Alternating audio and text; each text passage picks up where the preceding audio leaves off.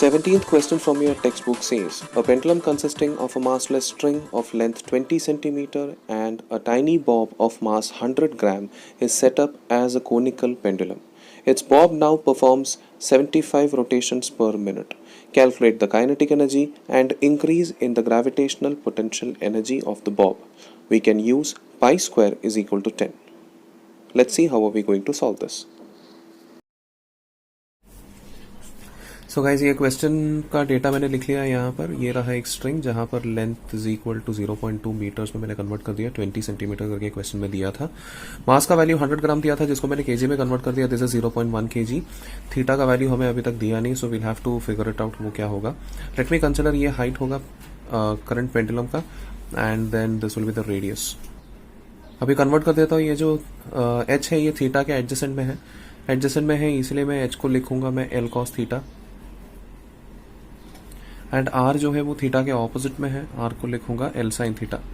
जैसे जरूरत पड़ेगा सिचुएशन के हिसाब से मैं इसको सब्स्टिट्यूट कर सकता हूँ. एज ऑफ नाउ उन्होंने क्वेश्चन में दिया है frequency of rotation 75 RPM. RPM stands for rotations पर मिनट. उसको कन्वर्ट करता हूँ एसआई यूनिट में. अपॉन 60 रोटेशंस पर मिनट को पर सेकंड में कन्वर्ट कर रहा हूँ आरपीएस. आरपीएस भी लिख सकता हूँ, नहीं तो मैं इसको हर्ट्ज भी लिख सकता हूँ. दोनों पर सेकंड का कैलकुलेशन है. अब ट्राई करते हैं एक एक चीजें फाइंड करने के लिए. जब तक हमें थीटा नहीं पता होगा तब तक हम कुछ आगे बढ़ नहीं सकते हैं. वैसे क्वेश्चन में उन्होंने काइनेटिक एनर्जी और पोटेंशियल एनर्जी पूछा है. पहले थीटा तो फाइंड करते हैं. थीटा फाइंड करने के लिए क्या करेंगे, हमारे पास फ्रीक्वेंसी दिया है. फ्रीक्वेंसी दिया है मतलब हम टाइम पीरियड का एक्सप्रेशन इस्तेमाल करेंगे.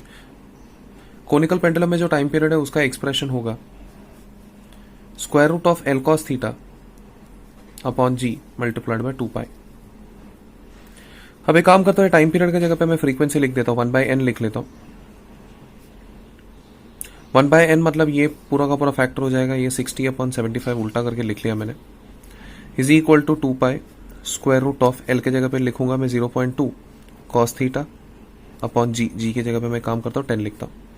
पूरा का पूरा स्क्वायर करता. स्क्वायर करने के पहले कैंसिलेशन कर देता हूँ. 15 4 एंड 15 5 करके कैंसिलेशन कर सकता हूँ. स्क्वायर अगर किया 4 का स्क्वायर आएगा 16, 5 का स्क्वायर आएगा 25 इज इक्वल टू 2 पाई का स्क्वायर आएगा 4 pi square. 0.2 as it is आएगा cos theta upon 10. Pi square का वैल्यू 10 है करके क्वेश्चन में दिया हुआ है, तो पाई स्क्वायर और 10 को आपस में कैंसिल कर देता हूं मैं. उसके बाद 16 और 4 में से कैंसिलेशन करूंगा. यहां पर बचेगा 4. 4 और 0.2 में से कैंसिलेशन करूंगा. यहां पर बचेगा 20. 20 और 25 में से कैंसिलेशन करूंगा. इधर आएगा 4/5. So cos theta is nothing but equal to 4/5 मतलब होता है 0.8. ये हमें कुछ डेटा मिल गया अभी. अब उसके बाद आगे जो फाइंड करना है हमें काइनेटिक एनर्जी फाइंड करना और rise in potential energy find करना है. काइनेटिक एनर्जी फाइंड करने के लिए हमें वेलोसिटी निकालना पड़ेगा. वेलोसिटी निकालने से हमें उसका काइनेटिक एनर्जी मिल जाएगा. अब वेलोसिटी निकालने के लिए हमारे पास कॉस थीटा का वैल्यू है जो कि 4/5 है. 4/5 से हमें एक बात तो समझ में आ जाना चाहिए, जो थीटा है थीटा का वैल्यू होगा कॉस थीटा 4/5 तब होता है जब थीटा का वैल्यू होता है 37 डिग्री. ये चीज आपको याद रहना चाहिए. थीटा 37 है पता चल गया. अब आपको वेलोसिटी निकालना है. कोनिकल पेंडुलम के वेलोसिटी का डायरेक्टली एक्सप्रेशन आप फिगर आउट कर सकते हैं. उसमें से आप काइनेटिक एनर्जी निकाल सकते हैं.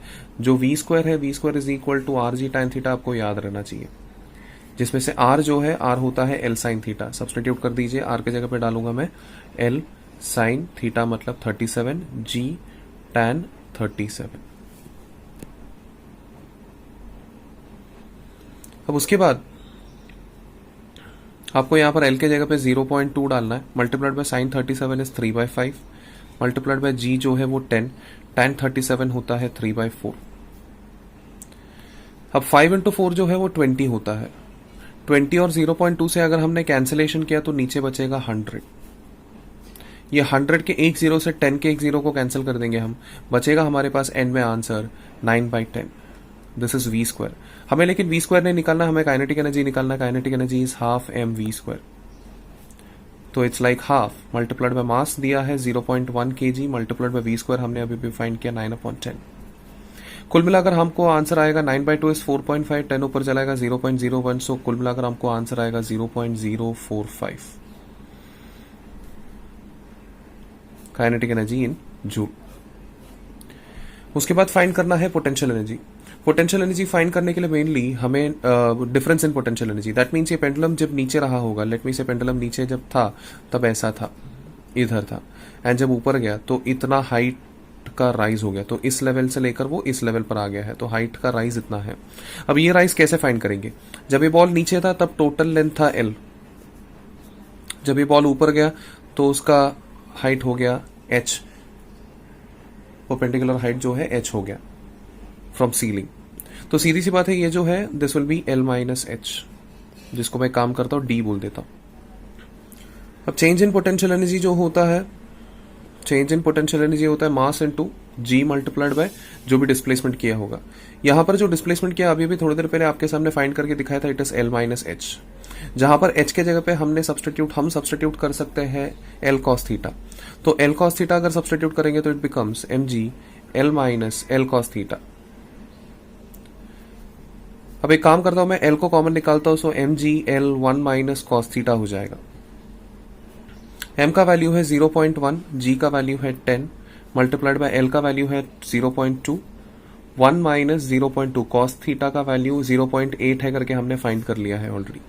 सो ये हो जाएगा 0.1 और 10 तो आपस में कैंसिल हो जाएगा, 0.2, 1 माइनस 0.8 इज ऑल्सो 0.2, ये दोनों आपस में कैंसिल हो जाएगा, तो आंसर आएगा आपका 0.04 joule. This is the change in potential energy. 20th question. A big dumbbell is prepared by using a uniform rod of mass 60 gram and length 20 centimeter. If two identical solid spheres of mass 50 gram and radius 10 centimeter each are at the two ends of the rod, calculate the moment of inertia of the dumbbell when rotated about an axis passing through its center and perpendicular to its length. So guys, solving the 20th problem from your text book. ये problem में उन्होंने दिया है कि एक rod है, rod के दोनों कोने में स्फीयर्स लगाए हैं, मास ऑफ रॉड दिया है 60 ग्राम, जिसको मैंने केजी में भी कन्वर्ट करके दिखाया जस्ट आपको आपके रेफरेंस के लिए। लेंथ ऑफ रॉड उन्होंने दिया है 20 सेंटीमीटर, जिसको मीटर में भी कन्वर्ट कर सकते हैं। बाकी चीज़ों को ग्राम में रख रहा हूँ, बेसिकली सारी चीज़ों को सीजे सिस्टम पे रख रहा हूँ, बिकॉज सभी लोगों को कन्वर्ट करके फिर सॉल्व करने जाएंगे तो कैलकुलेशन उतना ही लंबा हो जाएगा। तो उससे अच्छा सिंस सारे के सारे वैल्यू सीजे सिस्टम पे है तो सॉल्विंग सीजे सिस्टम पे करेंगे, including all values in CJ system. उसके बाद फाइनल आंसर को मे बी अगर जरूरत पड़े तो हम लोग कन्वर्ट कर सकते हैं।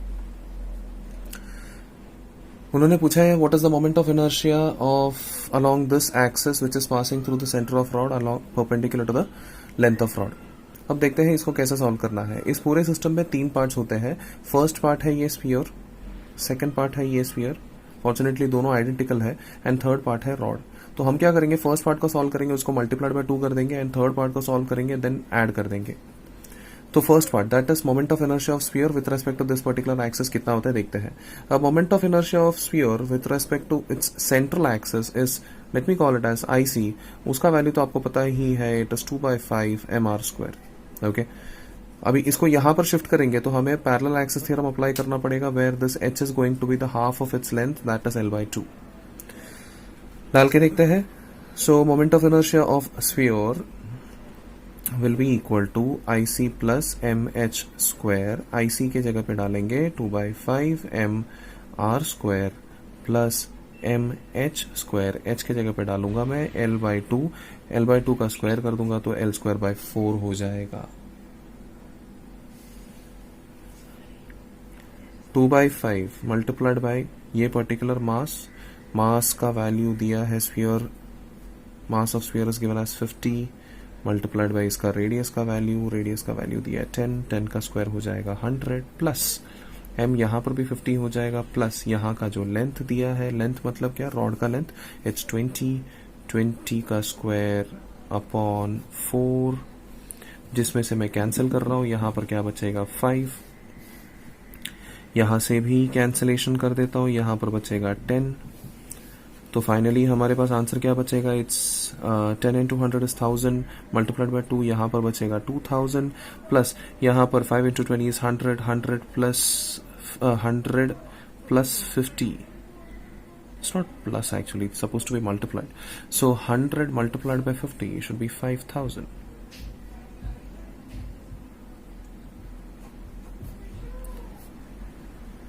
I'm writing it again, this is 100 multiplied by 10, 100 multiplied by 10 multiplied by 2, कुल मिलाकर 2000, plus this is 100 multiplied by 50, that will give you 5000.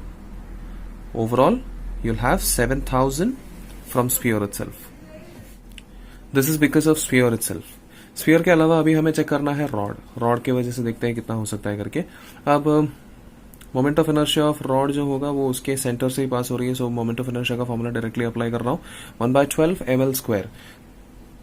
1/12 mass of rod is given as 60 multiplied by length of rod is 20 centimeter. 20 multiplied by 20 square करना है ना, तो उसको multiplied by 20 ऐसे कर दिया. सो यहाँ पर इन दोनों को कैंसिल कर देंगे तो 6 10s होता है, 6 2s होता है, 2 इसके साथ कैंसिल कर दिया तो यहाँ पर भी 10 बचेगा. 10 into 10 100 होता है, 100 into 20 is 2000. This is moment of inertia of rod. Now the total moment of inertia is nothing but 2 times moment of inertia of sphere plus single time moment of inertia of rod. So 2 multiplied by sphere का moment of inertia is 7000 plus rod का moment of inertia is 2000. कुल मिलाकर 14000 plus 2000 हमें मिलेगा 16000. इसका unit आएगा gram centimetre square, because सारे के सारे वैल्यूज हम लोग ने सीजीएस सिस्टम पे लिए हैं. This is your final answer. Text book के पीछे शायद आंसर थोड़ा कॉन्फ्लिक्ट हो रहा है, so kindly see to it that ये है आपका करेक्ट आंसर आना चाहिए. The next question is 21st question. A flywheel used to prepare earthenware pots is set into rotation at 100 rpm. It is in the form of a disc of mass 10 kg and radius 0.4 meter. A lump of clay to be taken equivalent to a particle of mass 1.6 kg falls into it and adheres to it at a certain distance x from the center. Calculate x if the wheel now rotates at 80 rpm. So guys, इस question में उन्होंने बोला है कि एक wheel है, ये wheel continuously rotate हो रही है. इनिशियली उसका जो रोटेटिंग फ्रीक्वेंसी उन्होंने बताया है दैट इज 100 आरपीएम बताया है. आरपीएम मींस रोटेशंस पर मिनट होता है, उसको रोटेशंस पर सेकंड में अगर कन्वर्ट करना है तो डिवाइड बाय 60 करके आप उसको रोटेशन पर सेकंड में कन्वर्ट कर सकते हैं. कैंसिलेशन के बाद यहां पर आएगा 5/3 आरपीएस. ये हो गया इनिशियल फ्रीक्वेंसी. अब उसके बाद फाइनल फ्रीक्वेंसी उन्होंने बताया है. फाइनल फ्रीक्वेंसी कब की बात कर रही है? ऊपर से एक लंप ऑफ मास उन्होंने ड्रॉप किया है इस पर, जिसका मास दिया है 1.6 kg. इस पूरे डिस्क का मास दिया हुआ है 10 kg. एंड ये ड्रॉप करने के बाद इसका जो स्पीड है वो रिड्यूस हो रही है 80 आरपीएम पर. वापस 80 को मैं कन्वर्ट करता हूं आरपीएस पर, that is rotations per second पर. कन्वर्ट करने के बाद हमें मिलेगा 4/3 RPS, that is rotations per second. This is final frequency. Initial frequency है हमारे पास, फाइनल फ्रीक्वेंसी है, and they are asking what is this distance X. अब ये फाइंड करने का तरीका बहुत सिंपल है. आपको यहाँ पर एक बात ध्यान में रखना है कि ऊपर से ड्रॉप जरूर किया है, लेकिन इसके रोटेशन के स्पीड को बढ़ाने के लिए या कम करने के लिए बाहर से कोई भी टॉर्क अप्लाई नहीं किया है. अगर बाहर से कोई भी टॉर्क अप्लाई नहीं किया है, that means the angular momentum will remain conserved. This is law of conservation of angular momentum. If angular momentum is conserved, then I can say that initial angular momentum is equal to final angular momentum. This is the only hint which you require in this whole problem. So angular momentum का formula होता है आई omega. Initially disc अकेला घूम रहा था तो disc का आई multiplied by disc का ओमेगा आपको डालना है. फाइनल के लिए डिस्क अकेला नहीं घूम रहा है तो आई ओमेगा जब डालेंगे तो इनिशियली चलो डिस्क का आई में डाल देता हूं. डिस्क का आई क्या है? Half M of disc radius square. And finally अगर डालने की कोशिश करें तो इसमें हाफ, फाइनल में क्या है? डिस्क का मोमेंट ऑफ इनर्शिया भी है, प्लस ये जो पॉइंट मास डाला है उसका भी मोमेंट ऑफ इनर्शिया होना चाहिए. उसका डिस्टेंस x है तो point mass mp multiplied by x square. Point mass का मोमेंट ऑफ इनर्शिया ये रहा. ये होगा आपका total moment of inertia. And then यहां पर आपका final this one what we say angular momentum. Final angular momentum को मैं काम करता हूँ 2 pi multiplied by n f करके लिख लेता हूँ. यहां पर भी एंगुलर मोमेंटम के लिए 2 पाई मल्टीप्लाइड बाय एन आई करके लिखूंगा क्योंकि ये इनिशियल है. 2 पाई तो कैंसिल हो जाएगा. इसका रेडियस उन्होंने 0.4 मीटर दिया हुआ है तो रेडियस का वैल्यू भी सब्सटीट्यूट करेंगे. सो 1 बाय 1 सारे के सारे वैल्यू सब्सटीट्यूट करके देखते हैं क्या होगा. अब एन आई के जगह पे डालूंगा मैं 5/3 मल्टीप्लाइड बाय हाफ. एक काम करता हूं, हाफ हर जगह से कॉमन निकाल के यहां पर मल्टीप्लाइड बाय 2 डाल देता हूं. तो हाफ कट गया, मास ऑफ डिस्क जो उन्होंने दिया है दैट इज 10 kg दिया हुआ है, रेडियस जो है 0.4 है, 0.4 को स्क्वायर करने के बाद आपको मिलेगा 0.16 इज इक्वल टू, दूसरे तरफ मास ऑफ डिस्क वापस 10 होगा multiplied by 0.16 plus mass of particle उन्होंने 1.6 kg बताया है मल्टीप्लाइड बाय x, यही तो हमें फाइंड करना है, मल्टीप्लाइड बाय 2 जो है 2 तो डाल देता हूं, 2x² मल्टीप्लाइड बाय ये NF का वैल्यू हम डालेंगे 4/3 जैसे कि डेटा में हमें पता चला है। अब ओवरऑल जो है ये 3 को तो हम लोग कैंसिल कर ही सकते हैं दोनों तरफ से, अब बस मल्टीप्लाई कर देते हैं। 10 इंटू 0.16 इज 1.6, 1.6 इंटू 5 होगा ये, यहां पर वापस 10 इंटू 1.6 होता है, 1.6 इंटू 4 यहां पर करूंगा मैं, so it's like 1.6 multiplied by 4 plus यहां पर भी 1.6 मल्टीप्लाइड बाय 4, तो क्यों ना मैं ये 1.6 मल्टीप्लाइड बाय 4 को पूरी तरह से कॉमन निकाल दूंगा। कॉमन निकाल के चेक करते हैं कैसे उसको सॉल्व किया जा सकता है। तो यहां पर भी मैं काम करता हूं, 1.6 मल्टीप्लाइड बाय 5 को मैं सेपरेट ही रखता हूं, कॉमन निकाल दिया तो यहां पर 1.6 मल्टीप्लाइड बाय 4 1 आएगा यहां पर अंदर, देन यहां पर 1.6 मल्टीप्लाइड बाय 4 बाहर की तरफ निकल गया तो मतलब 2x² यहां पर आएगा। अब एक काम करता हूं, 1.6 और 1.6 को कैंसिल कर देता हूं, 5/4 को नीचे लेके आता हूं, सो यहां पर 5/4 आएगा, that means it becomes 1.25 is equal to 1 plus 2x²। 1 को इस तरफ लेके आता तो ये हो जाएगा 0.25 इज इक्वल टू 2x², 2 नीचे लेके आता हूं, 0.25 का हाफ हो जाता है 0.125 is equal to x², and 0.125 होता है 1/8 is equal to x², then finally मुझे मिलेगा x इज इक्वल टू 1/√8। ये तुम्हारा आंसर है। Starting from the rest, an object rolls down along an incline that rises by 3 in every 5 along it. The object gains a speed of 10 meter per second, √10 meter per second, as it travels a distance of 5/3 meter along the incline. What can be the possible shapes of the object? So guys ये 20 second sum में इन्होंने जो बताया है 3/5 के terms में rise हो रही है, दैट मीन्स जब भी हम 5 मीटर का डिस्प्लेसमेंट करते हैं तो उस टाइम पर 3 मीटर का हाइट राइज होता है, ऐसे उनका बोलने का मतलब होता है। तो अगर ये थीटा होगा तो सीधी सी बात है, उन्होंने इनडायरेक्टली ये बताया है कि साइन थीटा का वैल्यू जो है वो 3/5 होगा। चलो उसको हम लोग सेव करके रखते हैं। उसके अलावा उन्होंने बताया है कि जब डिस्टेंस इंक्लिनेशन से जब डिस्टेंस 5/3 कवर करती है, that means s is equal to 5/3, तो उस टाइम तक उसका वेलोसिटी जो है ना √10 हो जाती है। मतलब अगर ऊपर से स्टार्ट कर रही है, इंक्लिनेशन 5/3 जब तक कवर करती है तब तक उसका वेलोसिटी 0 से लेकर √10 तक पहुंच जाती है। दैट मीन्स इनिशियल वेलोसिटी जो है वो 0 होगा, फाइनल वेलोसिटी √10 बताया गया है। तो इनिशियल वेलोसिटी, फाइनल वेलोसिटी ये सब देखकर आप डायरेक्टली ये फॉर्मूला यूज कर सकते हैं, v² is equal to u² plus 2as। v का वैल्यू है √10, दैट मीन्स v² का वैल्यू हो जाएगा 10, u तो 0 है, plus 2 acceleration of a rolling body, ये हमने ऑलरेडी प्रूव करके रखा है, it is g sin theta upon 1 plus k² by r²। Question में ये पूछा है कि क्या बॉडी रोल हो रही है, मतलब ये जो भी बॉडी रोल हो रही है ऊपर से नीचे तक, वो बॉडी क्या है, is it a ring, disc और a sphere, if it is a sphere, hollow sphere और solid sphere, whatever it is. Anyway 2a के जगह पे मैं डालूंगा g sin theta upon 1 plus k² by r² multiplied by displacement. Displacement के जगह पे मैं लिखूंगा, डिस्प्लेसमेंट का वैल्यू है 5/3। सब्सटीट्यूट करता हूं एक एक करके। अब साइन थीटा की जगह पे भी मैं लिख सकता हूं 3/5, तो एक एक करके सब्सटीट्यूट कर देता हूं यहां पर।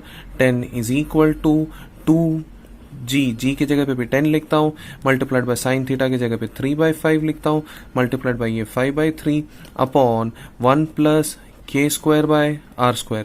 3 कैंसिल, 5 कैंसिल, 10 कैंसिल, ये 1 प्लस k² बाय r² उस तरफ चला जाएगा, हमारे पास बचेगा 1 plus k² by r² is equal to 2, ये 1 उस तरफ चला जाएगा, k² by r² is equal to 1, and k² by r² 1 है, इसका मतलब ये होता है k is equal to r। k is equal to r सिर्फ और सिर्फ रिंग के लिए और हॉलो सिलेंडर के लिए होता है। That's your answer. Thank you.